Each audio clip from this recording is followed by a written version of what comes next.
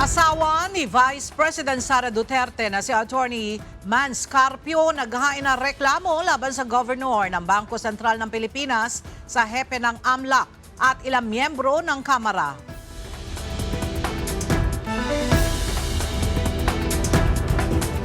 Carpio complaint itinuturing na diversionary tactic ng ilang mambabatas. Sandigan Bayan nagsagawa ng closed-door hearing para sa precautionary hold departure order laban kina dating Senate President Chis Escudero at businessman Maynard Ngu. At Philippine National Police sinimulan ng imbestigahan ang data leak ng Ombudsman investigators.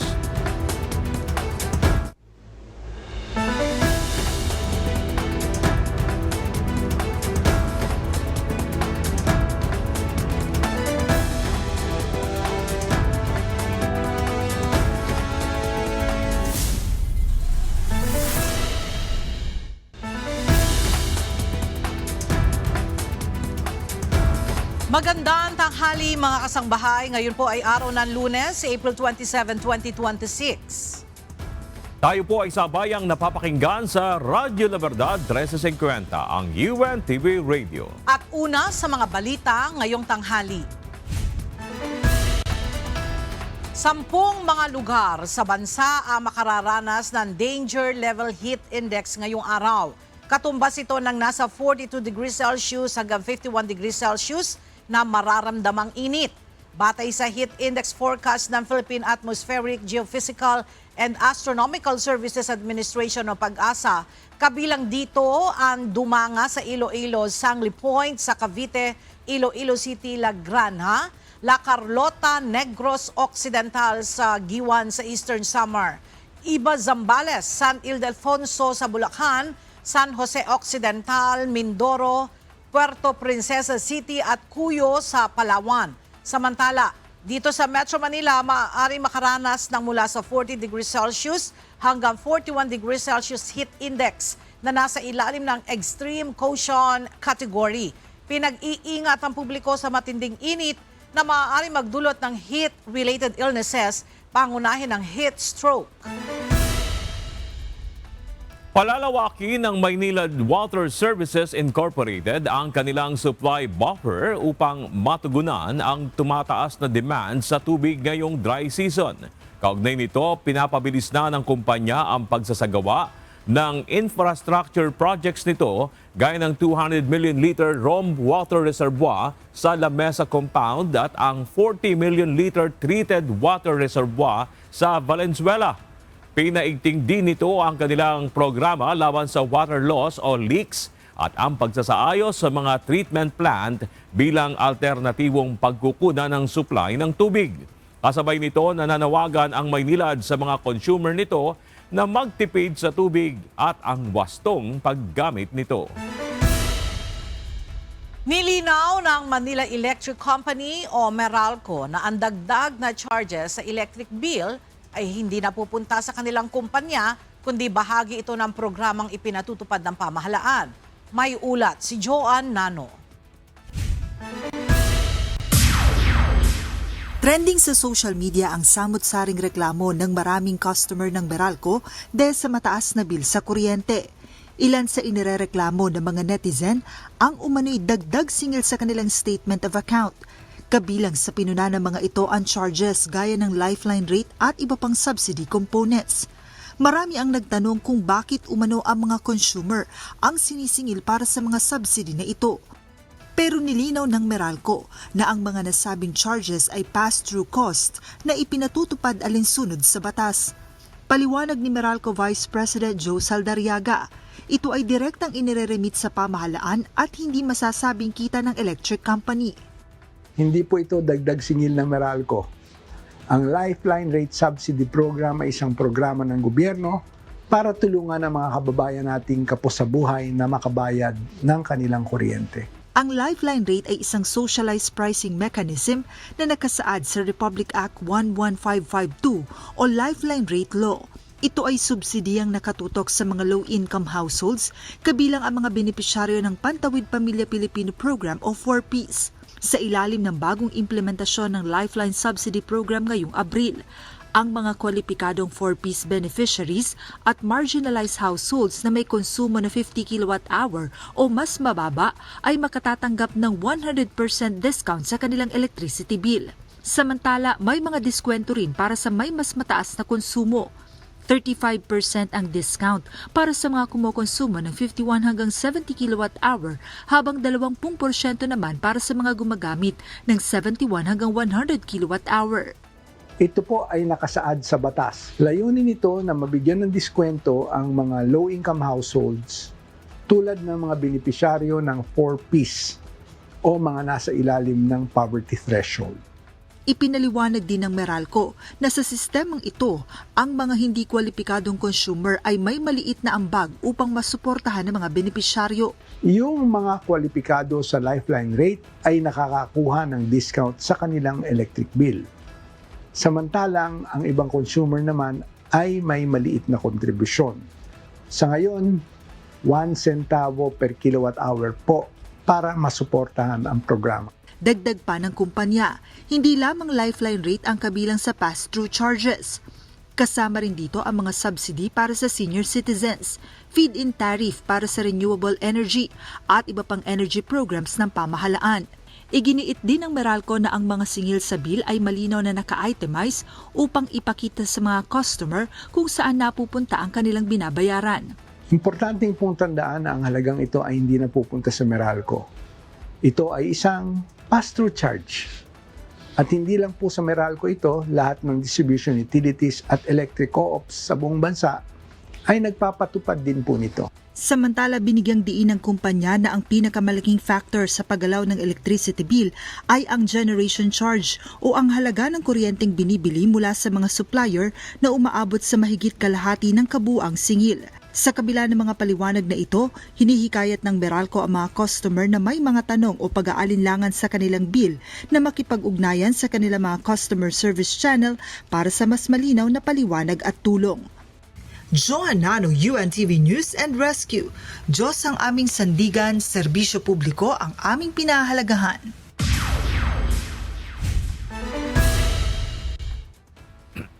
Sa ibang balita, naghain ng mga reklamo sa Quezon City Prosecutor's Office ang asawa ni Vice President Sara na si Attorney Manasseh Mans Carpio.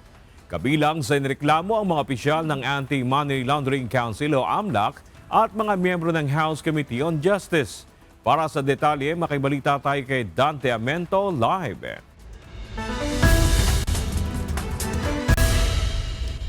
Dante, anong mga reklamo ang isinampa ng asawa ni VP Sara?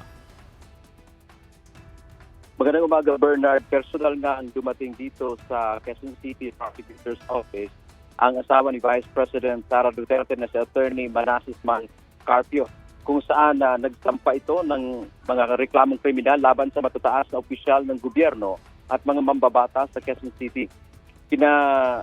Kabilang dito sa kanyang inireklamo sina Bangko Sentral ng Pilipinas o BSP Governor Eli Remolona Jr. na siya rin ex-officio chairman ng Anti-Money Laundering Council o AMLAC at AMLAC Executive Director Ronel Buenaventura at mga miyembro ng House Committee on Justice na sina Representative Jervil Luistro, Percival Sindanya, Chel Jokno at Laila de Lima. Inakusahan ang mga ito ng paglabag sa Anti-Money Laundering Act o AMLA, Bank Secrecy Law at ng Data Privacy Act. Ayon sa reklamo, nagkakutsabahan ang mga naturang opisyal upang iligal na ilabas at ihayag ang mga confidential records sa bangko ng mag-asawa na protektado ng batas. Kabilang sa mga impormasyong umano'y nag-leak ay ang mga transaksyon sa insurance, time deposit, investment at maging ang mga bayad sa utility bills. Mariing iginiit ni Carpio na ang paglalabas ng mga dokumento nito ay ginamit bilang tool para sa black propaganda at political harassment upang sirain ang reputasyon ni VP Sara ng buong pamilya Duterte, lalo na at nararapit na ang 2028 national elections. Ang AMLA niya ay ginawang sandata o weaponized sa kabila ng pagiging illegal nito. Dagdag pa ng abogado ni Carpio, sa ilalim ng batas o AMLA, walang exception o absolute ang pagbabawal na ilabas ang bank record kung walang consent o pahintulot ang may-ari nito. Yan muna ang ating update mula dito sa Quezon City. Balik sa Bernard. Maraming salamat Dante Amento live mula sa Quezon City.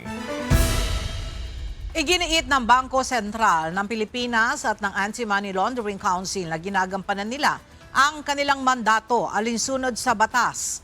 Kaugnay ito ng ihahaing reklamo laban sa kanila ni Attorney Manasseh Carpio dahil sa paglalabas ng detalye ng kanyang bank accounts. Sa ngayon, wala pang natatanggap na kopya ng reklamo ang BSP, gayunman sinabi nitong nakahanda silang sumagot sa tamang forum. Itinuturing ng ilang kongresista na diversionary tactic ang reklamong inihain ng asawa ni Vice President Sara Duterte na si Attorney Manasseh Carpio. Mula sa House of Representatives, may report si Rosalie Cos live. Rosalie, bakit sinasabing diversionary tactic ang ginawang paghahain ng reklamo ng kampo ni Attorney Mans Carpio? Bernard, naninindigan ang mga miyembro ng House Justice Committee na wala silang nilalabag na panuntunan o mga batas kaugnay nitong ginagawa nilang proseso ng pagdinig sa mga reklamong impeachment laban kay Vice President Sara Duterte. Sa gitna nga ito ng mga reklamong inihain sa Quezon City Prosecutor's Office ni Attorney Manasseh Carpio, asawa ni Vice President Duterte, kaugnay laban sa mga pinuno ng Anti-Money Laundering Council o AMLAC, gayon din ng Bangko Sentral ng Pilipinas at sa iba pang miyembro ng House Justice Committee.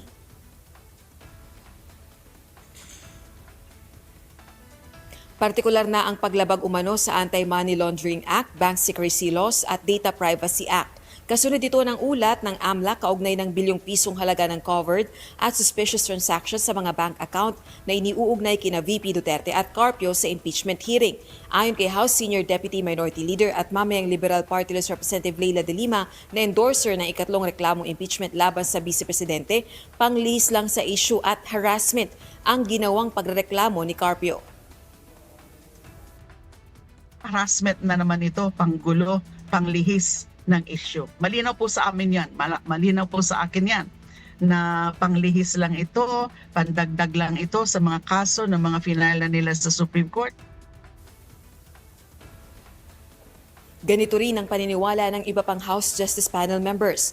Ayon kay Manila 3rd District Representative Joel Chua, maliwanag na diversionary tactic lamang ito para ibahin ang naratibo. Ang maliwanag anya, hindi pa rin itinatanggi ang transactions na aabot ng 6.7 billion pesos na dumaan sa mga bank account na iniuugnay kina VP Duterte at asawang si Attorney Carpio.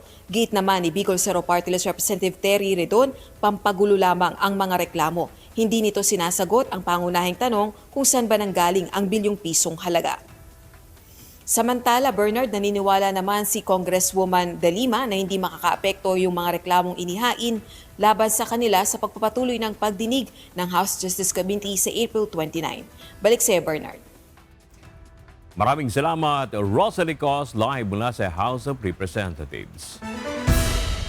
Walang dapat lagpasang proseso ang mababang kapulungan ng Kongreso pagdating sa impeachment proceedings laban kay Vice President Sara Duterte.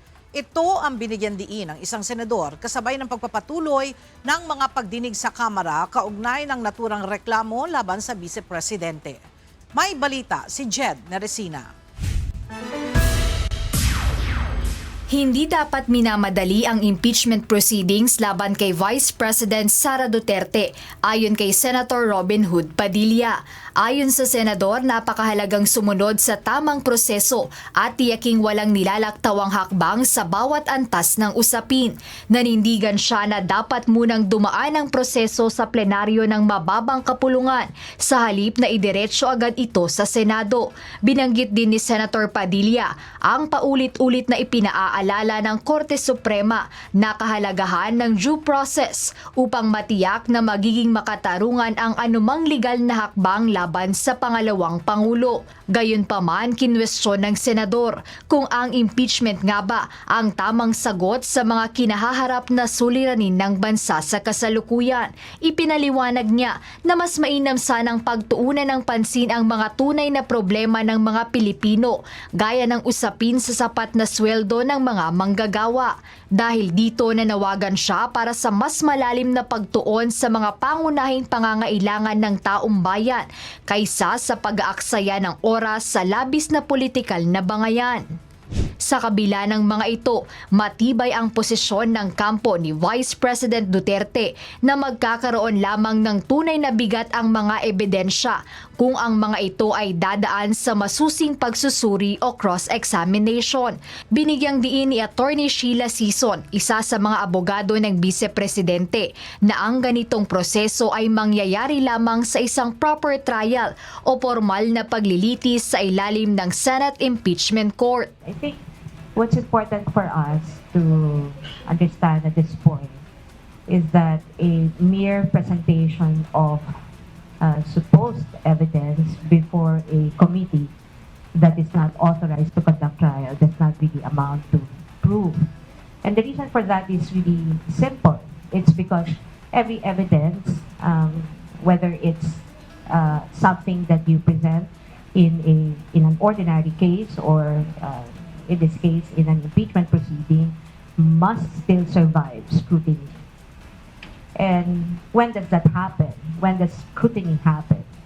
It happens only in a proper trial before a tribunal or a body that has jurisdiction to conduct trial.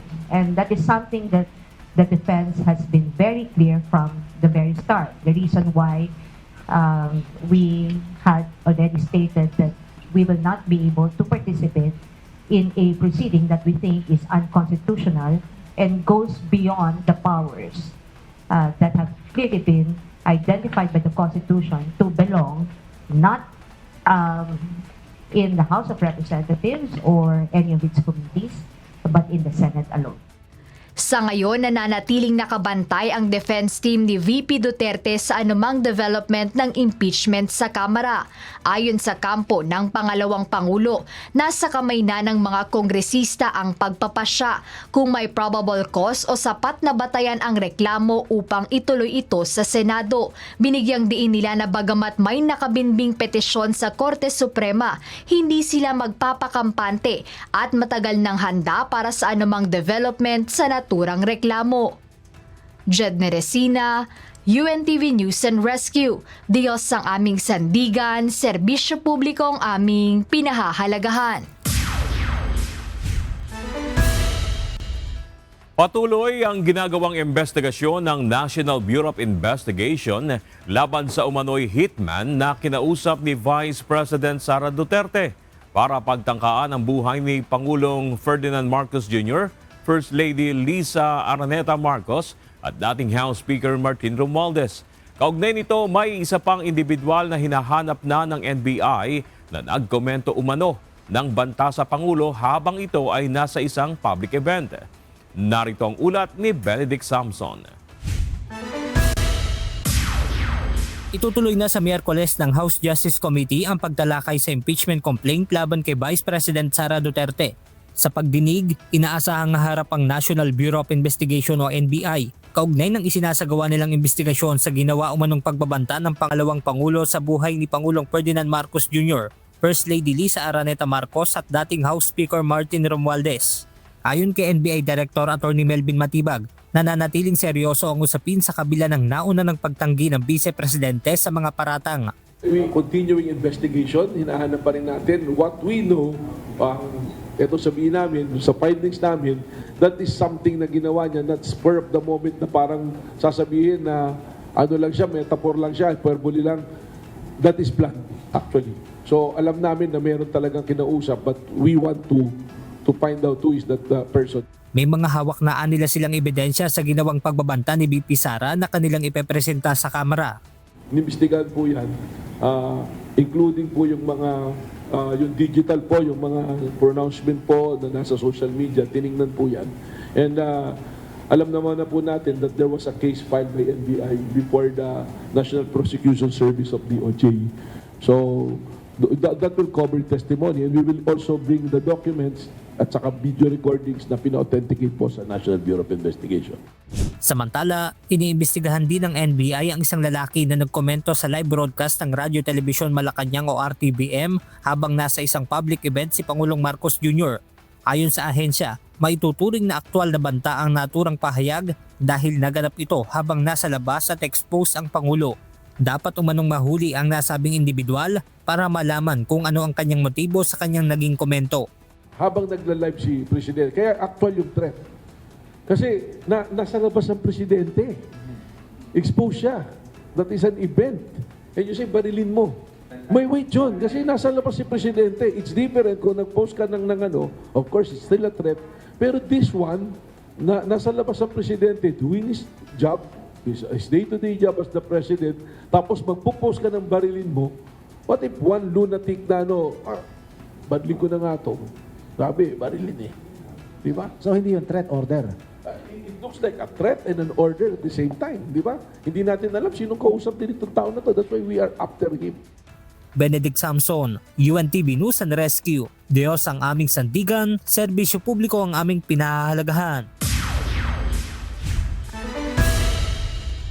Dinidinig na ng Sandigan Bayan ang request ng Office of the Ombudsman na maglabas ng Precautionary Hold Departure Order o PHDO upang pigilan makalabas ng bansa sina dating Senate President Chis Escudero at businessman na si Maynard Ngu. Ang detalye sa report ni Evan Alvarez live. Evan, ano na ang mga ipiniresentang ebidensya ng Ombudsman bilang suporta sa hinihingi nilang PHDO? Ella, wala pa tayong detalye dyan dahil ang isinagawang pagdinig o ang isinasagawang pagdinig ngayon ng Sandigan Bayan 6th Division ay closed door o pribado para dito sa Precautionary Hold Departure Order application ng Ombudsman laban kina dating Senate President Chis Escudero at negosyanteng si Maynard. Upang mapanatili ang confidentiality ng testigo at mga ebidensya na hawak ng prosekusyon na pagkasunduan ng mga maestrado ng Sandigan Bayan 6th Division na gawing pribado ang pagdinig sa pag-alam kung may probable cause o sapat na batayan para pagbigyan ng hiling na Precautionary Hold Departure Order kina Senator Escudero at dating Special Envoy to China at businessman na si Maynard Ngu. Ex-party application kasi ang inihain ng Ombudsman o aplikasyon sa korte na hindi ipinaalam o isinasama ang mga respondent. Ginagamit ito sa mga sitwasyong agarang kailangan ng aksyon ng hukuman. Ayon kay Sandigan Bayan 6th Division, Associate Justice Sara Jane Fernandez, nais nilang maging maingat sa paghawak ng testigo at mga ebidensyang ilalatag ng prosekusyon, lalo na at hindi pa ito simula ng paglilitis at tanging motion pa lamang upang masigurong hindi lalabas ng bansa ang dalawa habang iniimbestigahan ang mga ito.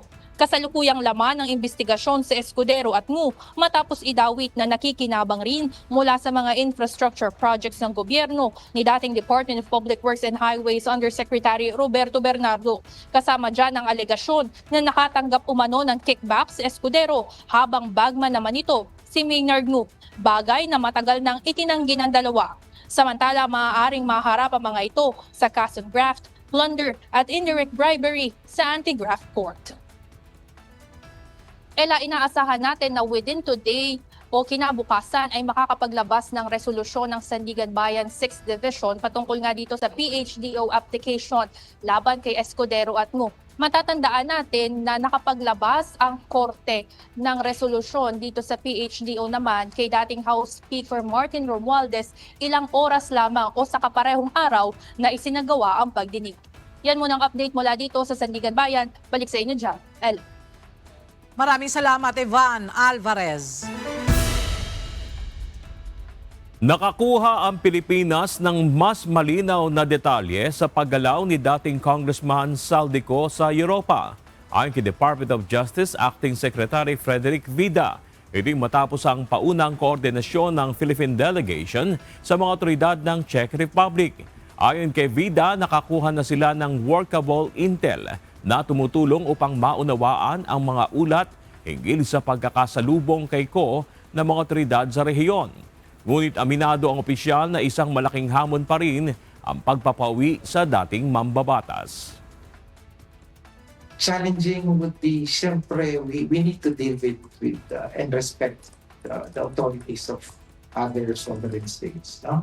We need to be familiar and we need to recognize the peculiarities of their system. No? The challenge also is distance, diba? Doing it. And peculiar to EU, diba? They can cross borders here, really. Samantala, nakatakdang makipagpulong ang Philippine government sa Czech authorities upang buuin ang sequence ng mga pangyayari at tukuyin ang susunod na hakbang alinsunod sa umiiral na legal na proseso. Para matukoy ito sa tungkol dun sa pagpapauwi po sa akusado po na dating mambabatas si Sandy po. First point is that the priority on this matter is very high by the Philippine government. Yung maigting na pagsunod natin sa rule of law, ito pa rin ang sinusunod natin. Mapanagot ang dapat mapanagot at humarap sa kaso na kung saan sila nasasakdal. Muling binuksan ngayong araw ang EDSA Ortigas Interchange para sa mga light vehicle. Iting matapos isara noong Biyernes dahil sa nagliyab na bus. Magpapatupad muna ng 20 km per hour na speed limit dito. Naibalik na rin ang road safety devices nito. Nagsagawa naman kahapon ng load testing ang Department of Public Works and Highways o DPWH para tiyakin ang kaligtasan nito.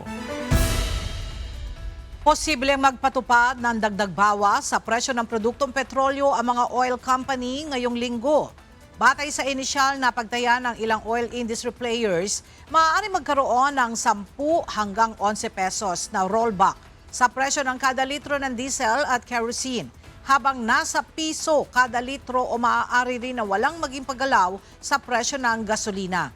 Ngayong araw ay inaasahang i-anunsyo ng DOE ang final oil price adjustment na ipatutupad simula bukas. Nasa mahigit 5,000 mga taxi drivers na ang nakatanggap ng 5,000 pesos na fuel subsidy sa 2 araw na isinagawang payout ng Land Transportation Franchising and Regulatory Board o LTFRB. Samantala, nahuli ng mga otoridad ang 10 taxi drivers na nagtangka umunong kumuha ng ayuda ng 2 beses. May balita si Asher Cadapan Jr. Natapos na ang 2 araw na pamamahagi ng 5,000 pisong fuel subsidy para sa mga taxi driver na apektado ng pagtaas sa presyo ng mga produktong petrolyo. Ito ang inihayag ng Land Transportation Franchising and Regulatory Board o LTFRB matapos isagawa ang distribusyon sa Central Office ng ahensya at sa Land Transportation Office. Ayon kay LTFRB Chairman Attorney Vigor Mendoza II, umabot pa ng hanggang alas 9 ng gabi ang distribusyon nito noong Sabado. Ito ay upang matiyak na lahat ng mga kwalipikadong benepisyaryong nagpunta sa distribution areas ay makatatanggap ng tulong pinansyal mula sa pamahalaan. Sa datos ng LTFRB, nasa 2,000 taxi drivers ang nakakuha ng tig 5,000 pisong ayuda sa unang araw ng pamamahagi nito noong Biyernes, habang mahigit 5,000 at 400 tsuper naman ang nakakuha sa ikalawa at huling araw ng fuel subsidy distribution. Sa kabuuan, umabot na ng 135 million pesos ang naipamahaging tulong pinansyal sa mga taxi driver sa iba't ibang bahagi ng bansa. Samantala, kasabay ng pamamahagi ng ayuda, 10 taxi driver ang nahuli ng LTFRB matapos na magtangka umanong kumuha ng fuel subsidy ng 2 beses. Nagbabala ang ahensya na maaaring ipawalang bisa ang driver's license ng sino mang mapatutunayang lumabag sa pamamagitan ng rekomendasyon sa Land Transportation Office. Sa kabila nito, iniulat ng LTFRB na nanatiling maayos at mapayapa ang kabuuang isinagawang distribusyon. Gayunman, may ilang tsuper na nagpahayag ng reklamo dahil sa pagod at init habang nakapila sa mga distribution area upang makuha ang kanilang ayuda. Bukod sa cash subsidy, inihayag ng LTFRB na pinaghahandaan na rin nila ang implementasyon ng 10 pesos per liter na diskwento sa langis para sa mga pampublikong sasakyan sa iba't ibang bahagi ng bansa. Asher Cadapan Jr., UNTV News and Rescue. Diyos ang aming sandigan, serbisyo publiko ang aming pinahahalagahan. Umabot sa 360 na mga lisensya sa pagmamaneho ang na-revoke o inalis ng Land Transportation Office sa loob ng 6 na buwan. Batay ito sa datos na ipiniresinta kanina ni LTO Chief Marcus Lacanilao. 258 naman ang nasuspending driver's license mula October 10, 2025 hanggang nitong April 18, 2026. Pinapaalala ng LTO na ang pagkakaroon ng lisensya ay hindi isang karapatan, kundi pribilehiyo lamang na pwedeng bawiin ng ahensya. Binuksan na ang libreng parking para sa mga pasahero ng Light Rail Transit Line 2, partikular na sa Santolan Station. Ilang alintuntunin naman ang inihayag ng Light Rail Transit Authority ang pamunuan ng linya ng tren. Maglalaan na rin ng air-conditioned waiting rooms sa naturang linya ng tren kasabay ng tag-init. Alamin natin ang detalye sa report ni Asher Cadapan Jr. live. Asher, may mga nag-avail na ng libreng parking fee, libreng parking dyan sa LTR2 o LRT2 Santolan? Yes, Bernard, mayroon ng pasahero ng Light Rail Transit o LRT Line 2 ang nakikinabang sa libreng parking na binuksan ngayong araw dito sa Santolan Station. Tipid, partikular na sa gasto sa petrolyo at parking, gayon din ang mas mabilis na transportasyon sa biyahe sa tren. Ito ang hatid ng libreng parking sa mga pasahero ng LRT2, partikular na ang mga sumasakay at bumababa sa Santolan Station. Ayon sa Light Rail Transit Authority o LRTA, ang pamumunuan ng LRT2, isa ito sa mga hakbang na ginagawa nila sa gitna ng epekto ng krisis sa gitnang silangan. Paliwanag ni LRTA spokesperson Attorney Hernando Cabrera, malaking tulong ito sa mga pasahero na may dalang sasakyan bilang alternatibong transportasyon sa halip na magdala ng mga sasakyan papunta sa iba pang lugar sa Metro Manila. Magmula ngayong araw, nagbibigay na kami ng libreng parking space para sa ating mga pasahero. So, ulitin ko, para sa pasahero lang ng LRT2, na sana huwag abusuhin. Kasi nga, design yung program na ito para makatipid yung ating mga pasahero. Instead of going all the way galing sa bahay nila, papuntang trabaho, may dalang sasakyan, gasolina, gasto sa gasolina, gasto sa parking, they can park here. They can park libre. The whole day ito, we open at 4 in the morning and then sasarado namin to mga bandang alas 12.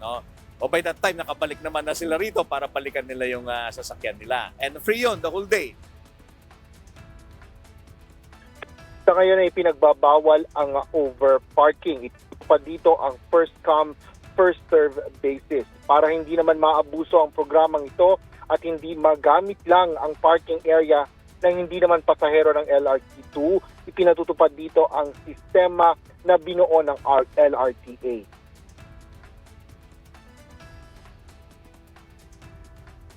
Ang rule na ginawa namin, kailangan mo pa-validate doon sa estasyon na una, kung saan ka bababa. So for example, pupunta ka ng Recto, doon ka magpa-validate sa Recto. Bawal mag-validate sa Santolan. Kasi yung mga pwedeng umabuso, magpapark dito, magpapavalidate sa Santolan, pero hindi naman sasakay, di ba? So hindi sila pasahero.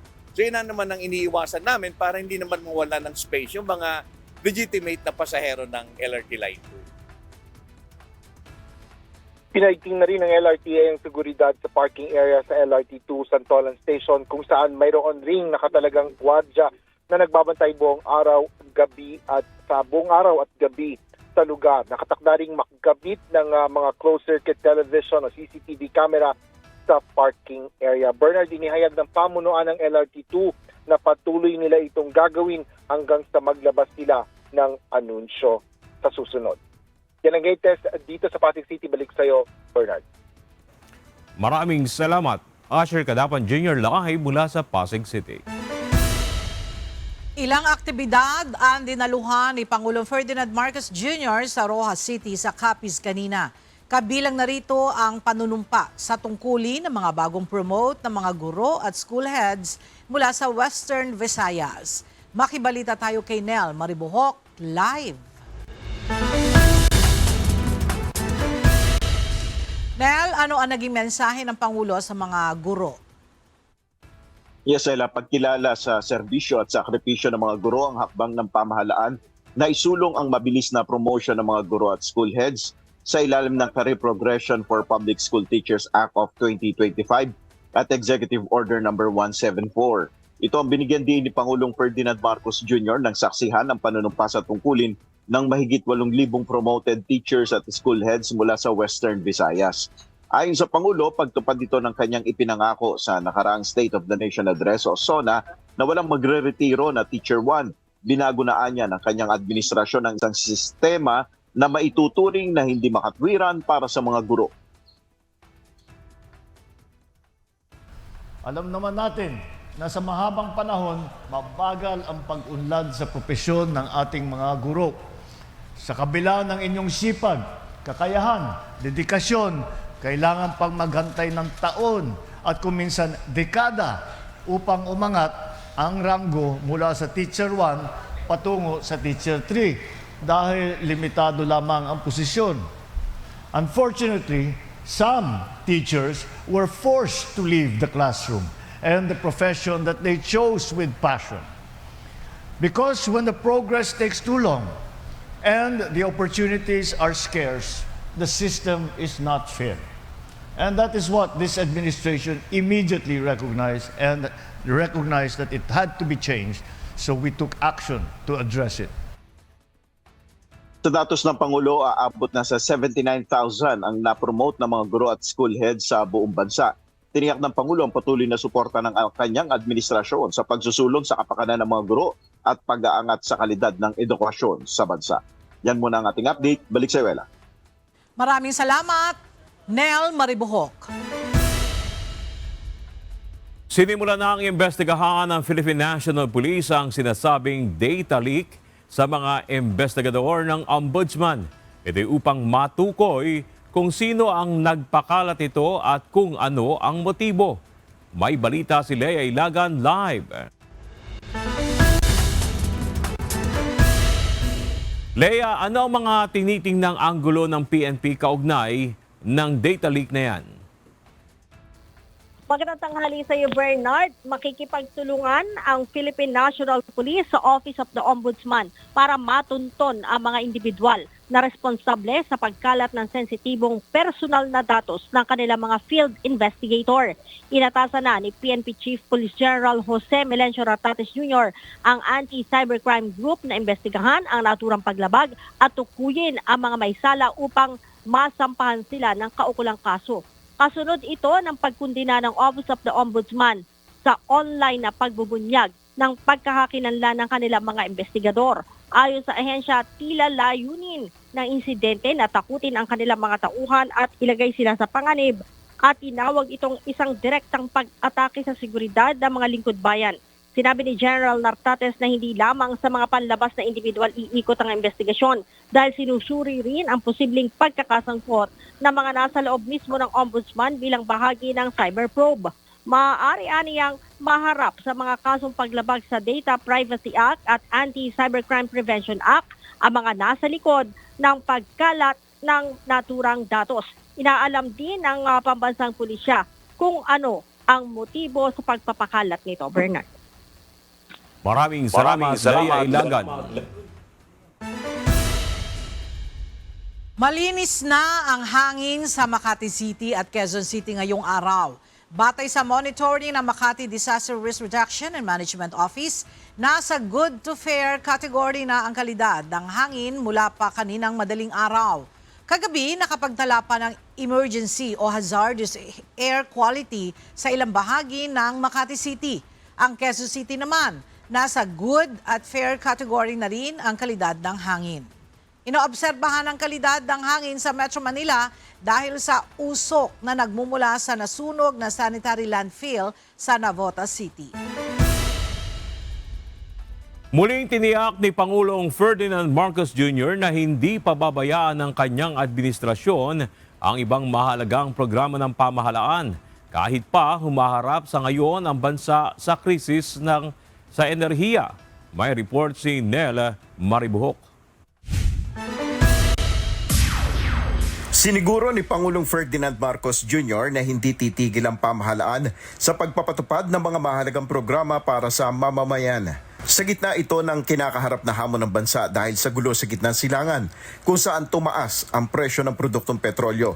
Sa kanyang bagong vlog, sinabi ng Pangulo na tuloy-tuloy ang trabaho ng gobyerno upang matiyak na naaabot ng serbisyo ang bawat Pilipino. Kahit mabigat ang krisis natin sa enerhiya, ang trabaho ng gobyerno ay hindi maaaring doon lang tumigil. Patuloy ang paggawa ng mga kalye at daan, patuloy ang pangangalaga sa mga may sakit, sa mga estudyante. Hindi pwedeng huminto ang pagpuksa sa krimen. Hindi rin pwedeng tumigil ang pagsuporta sa ating mga atleta, sa kultura, sa sining, sa turismo. Dagdag ng Pangulo, hindi niya hayaang mahinto ang ibang proyekto at programa ng pamahalaan dahil lamang sa kinakaharap na krisis sa enerhiya ng bansa. Patuloy ang trabaho sa lahat ng sangay ng gobyerno. At yan naman talaga ang dapat dahil hindi natin hahayaang maparalisa ang serbisyong binibigay ng gobyerno. Ano man ang problemang hinaharap. Binigyan din ng Pangulo na kabilang sa mga prioridad ng administrasyon ang pagbibigay ng disenteng tahanan sa bawat pamilyang Pilipino sa pamamagitan ng Pambansang Pabahay para sa Pilipino Program o 4PH. Noong nakaraang linggo, personal na ininspeksyon ng Pangulo ang ilang housing projects sa Pampanga para tiyaking maayos, ligtas at dekalidad ang mga itinatayong tahanan para sa mga benepisyaryo. Nel Maribuhok, UNTV News and Rescue. Diyos ang aming sandigan, serbisyong publiko ang aming pinahalagahan.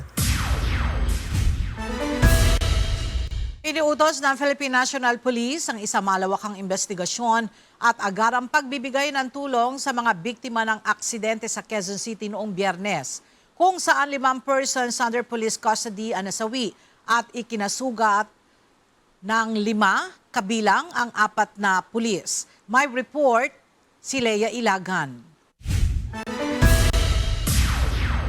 Inatasan na ni PNP Chief Police General Jose Melencio Nartates Jr. ang Quezon City Police District na bigyan ng tulong ang mga nakaligtas sa nangyaring aksidente sa isang police mobile sa Quezon City noong Biyernes. Sa nangyaring aksidente, 5 sa 6 na person under police custody ang namatay habang 5 din ang nasugatan, kabilang ang 4 na pulis. Ayon kay General Nartates, importanteng maibigay ang tulong na kakailanganin sa mga sugatan para sa kanilang medical na pangangailangan. Nagpahayag din ng pakikiramay ang pinuno ng pambansang pulisya sa pamilya ng mga nasawi. Sa inisyal na investigasyon, lumalabas na nawala ng kontrol ang isang police mobile na may sakay na 6 na person under police custody at 4 na pulis na escort. Kaya bumangga ito sa isang konkretong pader sa kahabaan ng Payatas Road noong April 24 habang patungo sa Quezon City Jail. Isinugod sa ospital ang mga inmate, ngunit 5 sa kanila ang idineklarang dead on arrival ng attending doctor. Ang isang inmate ay nananatiling nasa kritikal na kondisyon habang ang mga pulis na binubuo ng isang master sergeant at 3 patrolman ay nagtamo ng iba't ibang sugat sa katawan. Inuutos na din ni General Nartates sa QCPD na pangalagaan ang ebidensya at magsumite ng agarang report upang matukoy kung sino ang may pananagutan. Leia Ilagan, UNTV News and Rescue. Diyos ang aming sandigan, serbisyo publiko ang aming pinahahalagahan.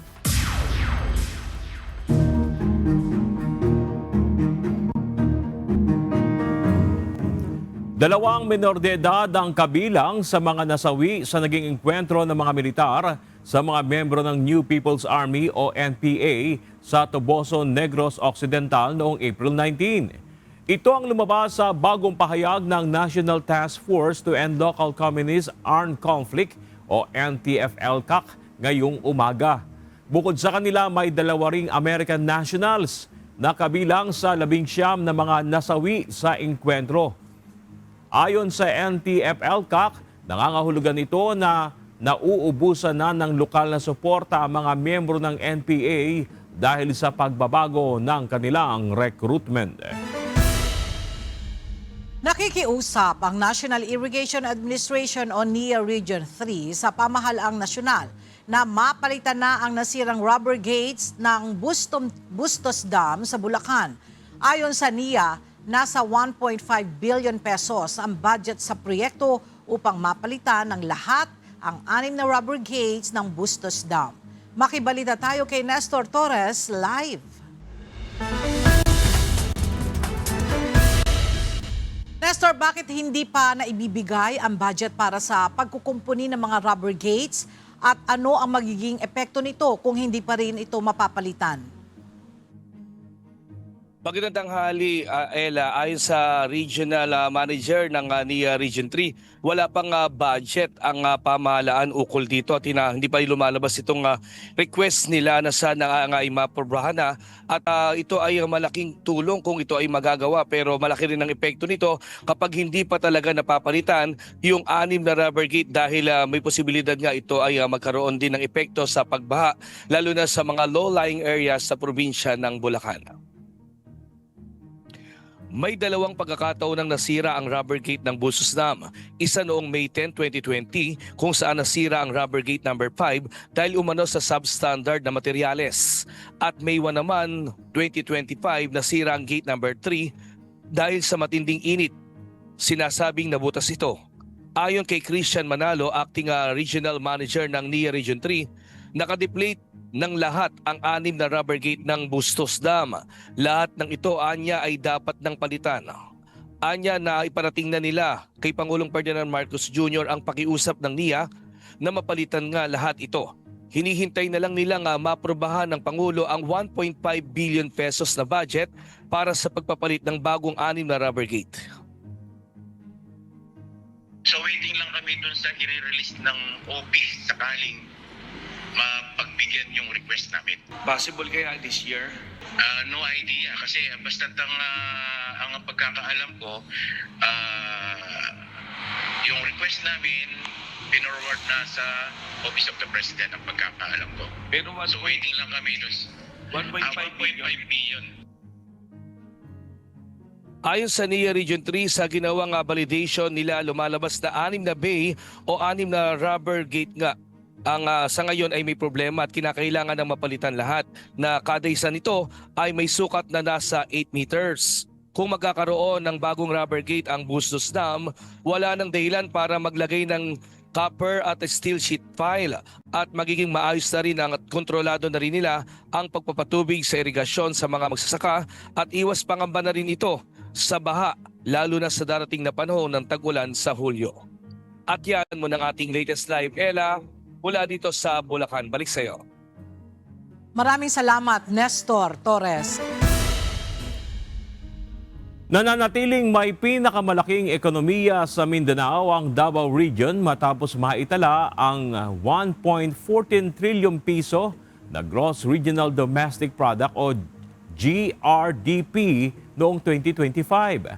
Ayon sa Philippine Statistics Authority o PSA. Mula sa 18 rehiyon sa buong bansa, sumampa sa panglima ang Davao Region sa pinakamalaking ekonomiya sa Pilipinas sa kabila ng mga pagsubok na dulot ng mga kalamidad. Batay sa ulat ng PSA, lumago ng 5.1% ang ekonomiya ng rehiyon na umabot sa 1.14 trillion pesos noong 2025. Ito na ang ikatlong magkasunod na taon na nakapagtala ang Davao ng trilyong pisong ekonomiya.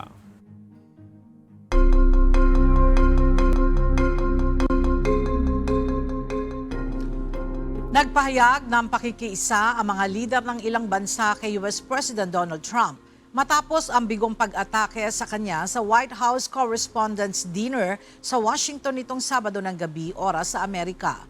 Sa kanilang mga ex-post, kinondena ng mga punong ministro na sina Keir Starmer ng Britanya, Narendra Modi ng India, Giorgia Meloni ng Italia, Sanai Takaichi ng Japan, Anthony Albanese ng Australia at iba pa ang naturang pamamaril. Nakiisa rin sa pagkondena sina Pangulong Pedro Sanchez ng Espanya, Lee Jae-myung ng South Korea at Ursula von der Leyen ng European Union. Matapos ang insidente sa White House Correspondents' Dinner sa Washington nitong nakaraang Sabado ng gabi, binigyang diin ni US President Donald Trump ang bagong ballroom na kasalukuyang itinatayo sa loob ng White House. Ayon kay Trump, mahalaga para sa seguridad ng Pangulo at ng bansa ang pagkakaroon ng ligtas at matibay na pasilidad. Dagdag pa ng Pangulo, matagal na itong hinihiling ng mga nakaraang presidente, maging ng mga militar at law enforcement agencies sa Amerika. Isang trabahador ang nasawi habang binubuo ang stage na gagamitin sa free concert ni Shakira sa Copacabana Beach, Rio de Janeiro, Brazil. Ayon sa ulat, naipit ang biktima sa isang lifting system na nagdulot ng malubhang pinsala sa kanyang binti. Sa kabila ng insidente, nakatakda pa rin ituloy ang inaasahang malaking performance ng Colombian star sa darating na Sabado, May 2. Nagsimula ngayong Lunes ang 4 na araw na state visit ni King Charles III at Queen Camilla sa Estados Unidos.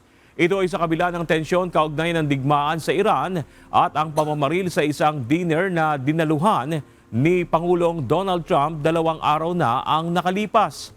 Ayon sa pamahalaang Britanya, layunin ng pagbisita na parangalan ang makasaysayang ugnayan ng dalawang bansa habang ipinagdiriwang ng Amerikang ika-250 anibersaryo nito.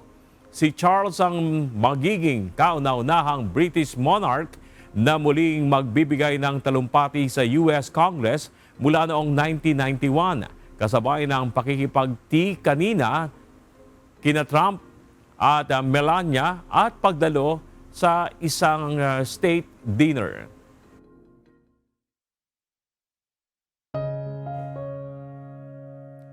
At sa ating iiwang mga salita ng Diyos na ating sandigan. Mula sa aklat ng Awit, Kapitulo 90, versikulo 12, na nagsasabi, "Kaya ituro mo sa amin ang pagbilang ng aming mga kaarawan, upang kami ay mangagtamo sa aming ng pusong may karunungan." At yan ang mga balitang aming tinutukan at inaksyonan dahil sa aming pagbabalita, una ang pagkalinga sa kapwa. UNTVC News, may balita saan mang panig ng daigdig. At dito sa UNTV, Diyos ang aming sandigan, serbisyo publiko ang aming pinahalagahan. Magandang tanghali.